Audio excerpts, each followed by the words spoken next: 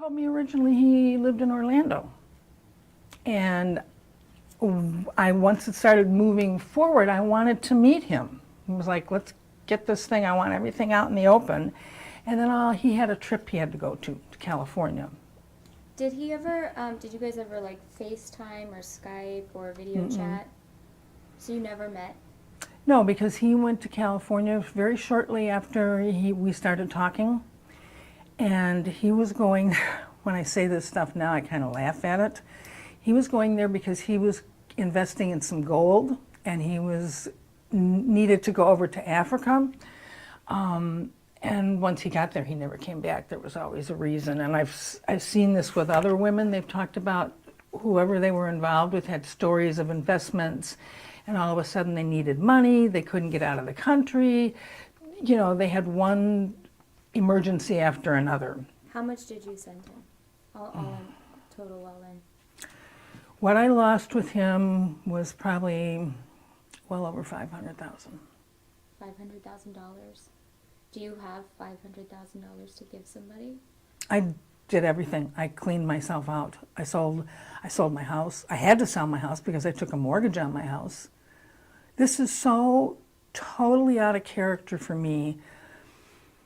I've got a very small family, and the family members that know her, it's like they can't comprehend it because it's so out of character for me. Why do you think you fell for it?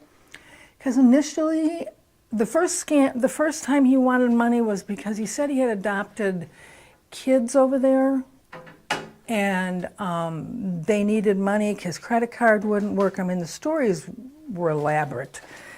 His credit card wouldn't work. He didn't have any money. He needed money to feed the kids. And I can remember walking across the Publix parking lot arguing with myself. And I'm like, if there's really kids that are hungry, you can't leave them go hungry. And that was the start of it. I cut ties with him. And then he would keep calling me, and I wouldn't answer the phone. And then eventually I'd pick up the phone. And the guy on the other end of the line, like on the phone, was it like a traditional phone? Like, because I know they're overseas, like it's like calling your cell phone? Mm-hmm. What did he sound like? He had an accent, and when I first started talking to him, I really couldn't understand him. And I thought, well, this isn't going to go very well. What kind of accent? Like, I couldn't put my finger on it. And he was telling me, I forgot what country he said he was born in. I couldn't identify the accent.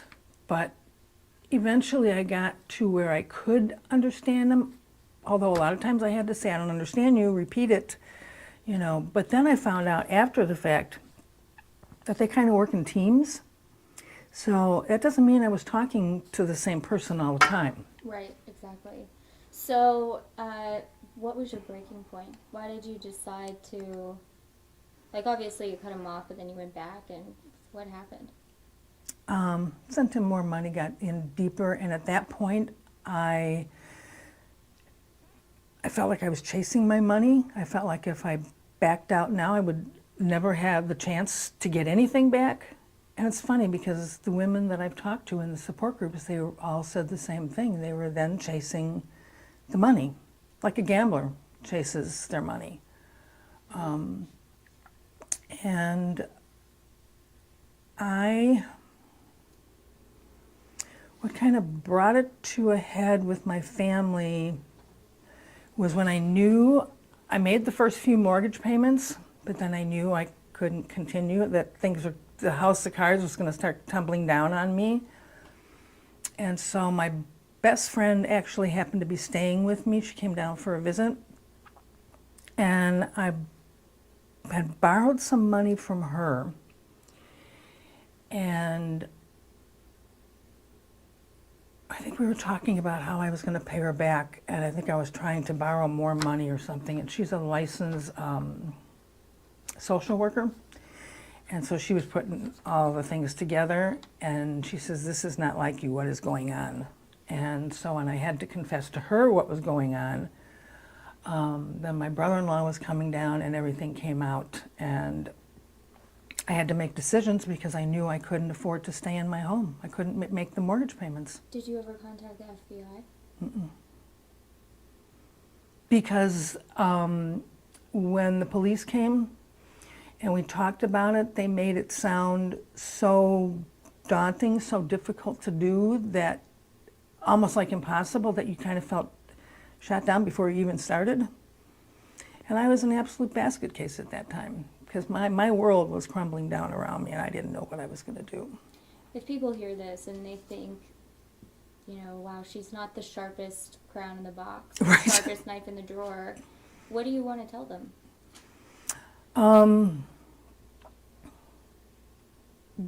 That I'm shocked at myself because I consider myself sharper than that. And I could not figure out why I kept ignoring all the red flags.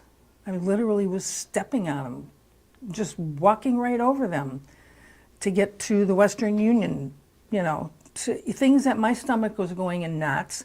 Everything inside of me was telling me was wrong. I just kept going.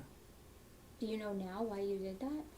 Well, I think in the beginning it was because I thought the way he portrayed it, we were going to have a good life together. It was never really about the money for me. And then it got to the point where I knew that was never going to happen, but I thought, maybe somehow I can get some of this money back. Because at that point I was deep. If you have any doubts at all about anybody, thoroughly check into it. I tried to do some checking, and again, I just kept making excuses for the things that should have been there and they weren't. And now I'm to the point where I have a real hard time trusting anybody about anything. And most of the women have said that. I would too. Why was it so hard to tell your family and friends? Because it was humiliating, very humiliating. And I felt, I don't want to say the word stupid, but I couldn't believe I had done this. I felt that I had more intelligence than that. Why? Why did this happen?